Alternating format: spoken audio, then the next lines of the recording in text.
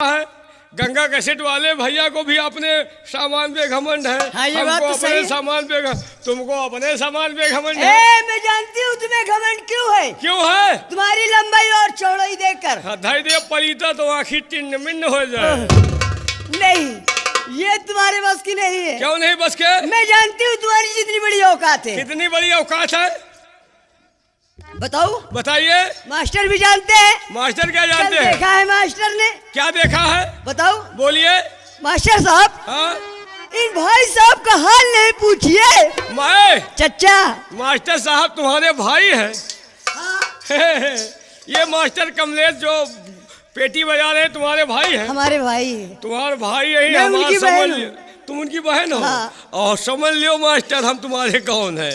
अगर तुम इनके भाई बने तो फिर हम तुम्हारे समझ लियो। क्या कह रहे हैं? इन भाई साहब का हाल नहीं पूछिए। अच्छा। लगातार ही दंड पेलते हैं। अच्छा।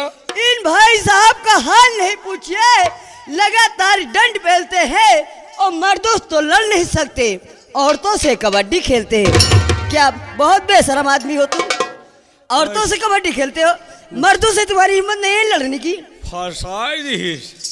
यानी मर्दों से तो हम जीत नहीं पाते। मर्दों से हाथ नहीं मिलाते हो और औरतों से लड़ने के लिए तैयार हो जाते हो। अच्छा। तुम्हारी शरीर बेकार है और तुम्हारी फूली फाली ने भाव भरे सब फूली है। लेकिन एक चीज जान लीजिए मास्टर, हमको मारो समझो अपने भाई को मारा। मेरे दोस्तों गंगा कैसेट वाले भाई, एक मुछ वाले ने मुछ वाले को मारा समझो अपने भाई को मारा। हाँ, ये बात तो सही है। मुछ वाले ने मुछ वाले को मारा समझो अपने भाई को मारा। और मेरे दोस्तों सब लोग मिलकर इसकी मारो समझो अपनी लुगाई की मारा।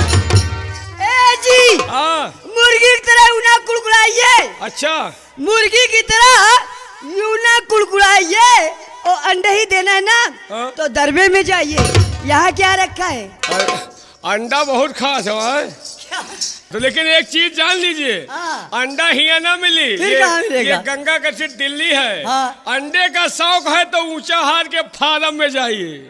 अच्छा? अंडे का शौक है तो ऊंचा हार के फार्म में जाइए और पहले किसी मुर्गे से दस्तखत करवाइए। ए जी, हाँ। ये महफिल है, देख रहे हो? हाँ देख रहे कितने हैं। लोग बैठे हुए हैं। देख रहे हैं। ये महफिल है, कोई अखाड़ा नहीं। हाँ?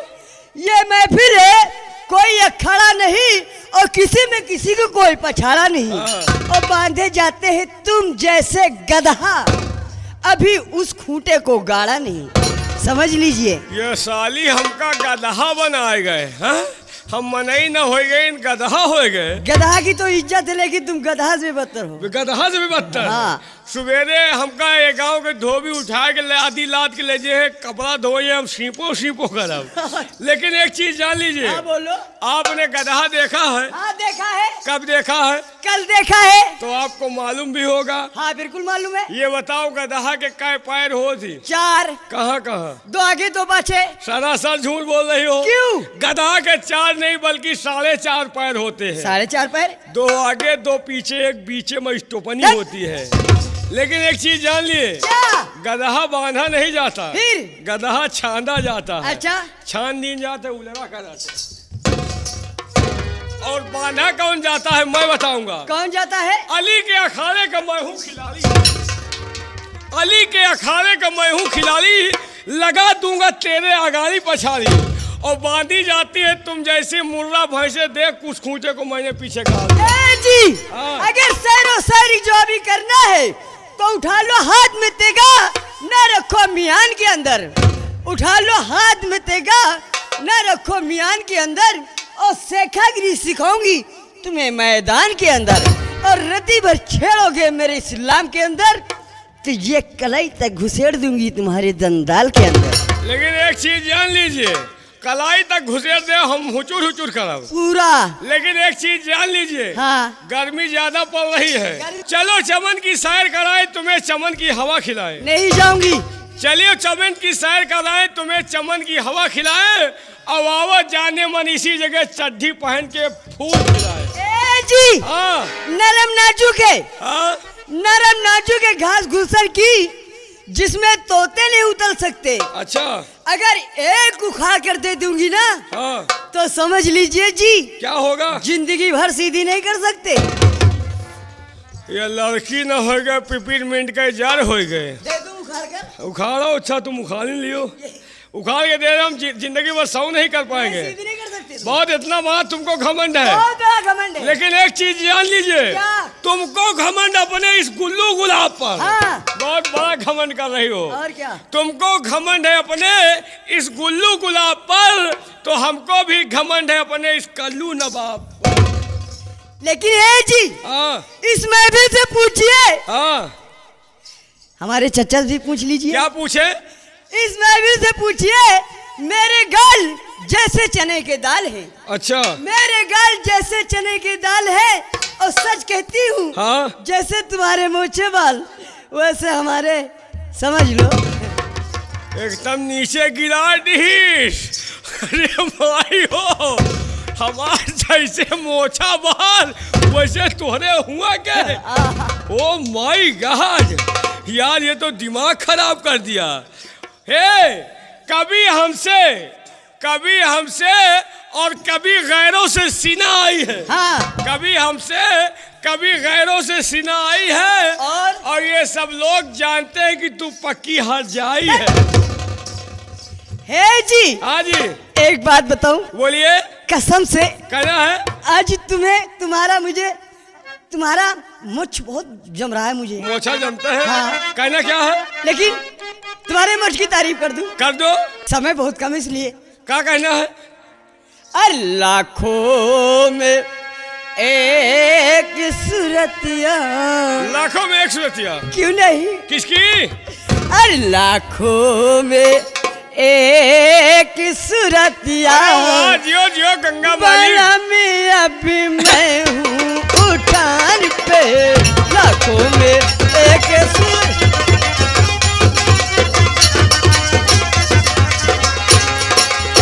अरे भौजी धान लगावे गाठी भरे पानी माँ, चाहता लाख दुकानी मान।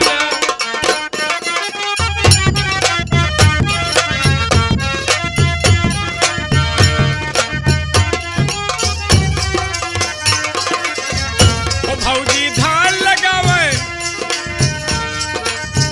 ओ भौजी धान लगावे। क्या?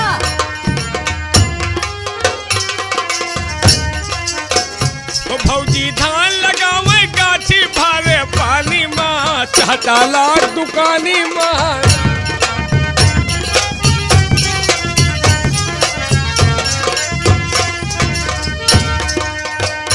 बूढ़ा बूढ़ा का समझावे,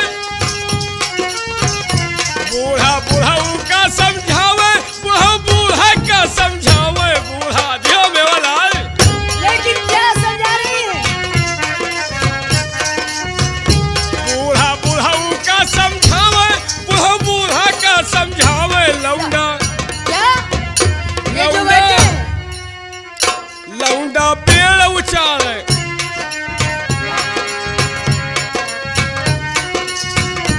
लौंडा पेड़ उचारे, कैसी भरी जवानी माँ, चाहता लाख दुकानी माँ।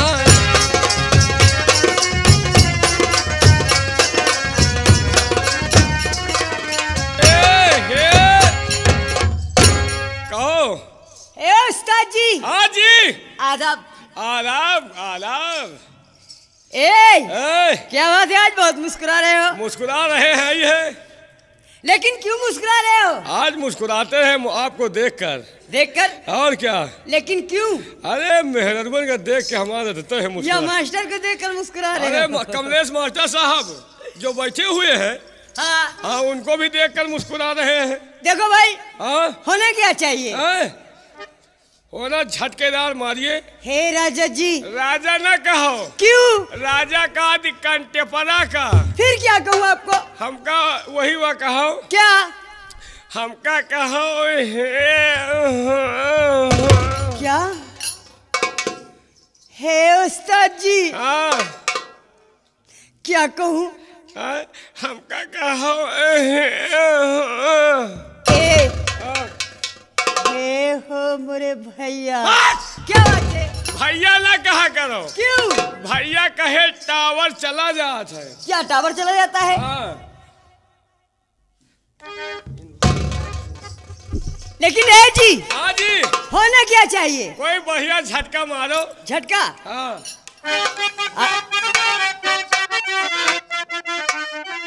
अरे हाथ में मेहंदी, हाथ में मेहंदी, मांग सिंदूरवा। ए, उस्ताद जी, हाँ। सच में, अरे हाथ में मेहंदी, मांग सिंदूर, बर्बादी का जलवा हो गया हो, बर्बादी का।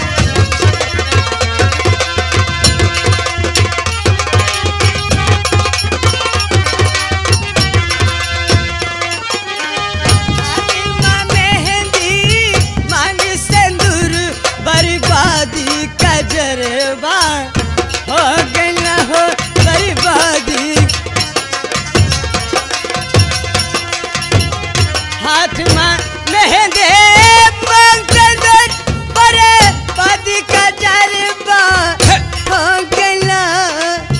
हाथ में मेहंदी मांग सिंदूर, बर्बादी का जलवा हो गया। बारे पलम बिना उस्ताद जी, हाँ जी, सच में क्या हुआ? ना मालूम क्या हो गया। क्या हुआ? जब तक मैं अपने पति को देखती नहीं हूँ, हाँ। तब तक मुझे चैन और नींद नहीं आती। तुम अपने पति को देखते, तुम्हारे पति जानते हो कहाँ है? कहाँ है? विनोद ड्राइवर साहब दरसवा में ट्रैक्टर चला रहे हैं। हाथ में मेहंदी मांग सिंदूर, बर्बादी का जलवा हो गया। बारे बलम बिना नींद न आवे, बारे बलम बिना नींद न आवे, करवट ना सुबेरे बा।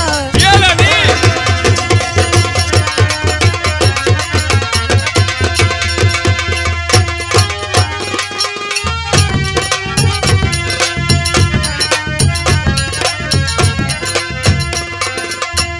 बिजली चमके देव गरजे, घन घोर बदरवा छा गया।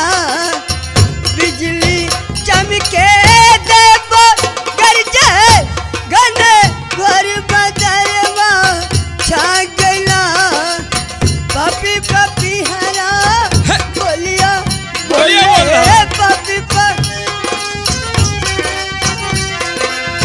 पपी पपी हरा बोलिया बोले, घर में सवेरे बा हो गई ना।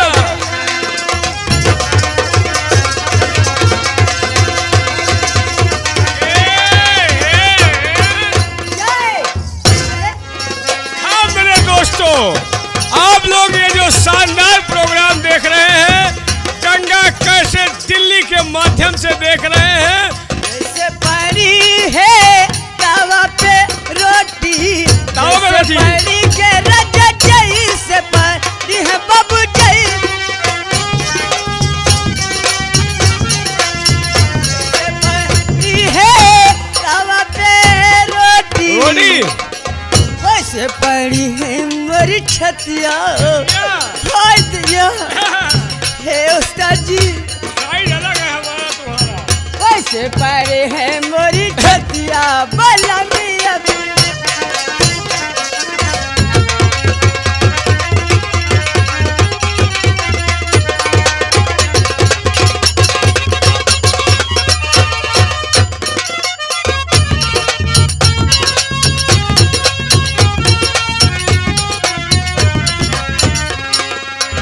जैसे खड़ा के गाड़ी का सिंगल, गाड़ी का जैसे सिंगल। खड़ा के बाबू जैसे, गाड़ी का सिंगल खड़ा है और हमारा भी सिंगल खड़ा होने वाला है। जैसे खड़ा के गाड़ी का सिंगल, वैसे खड़ी है मोरी छतिया। जियो रानी। हाय दिया मर गई राजा। हे वैसे खड़े है मोरी छतिया, भला मिया भी।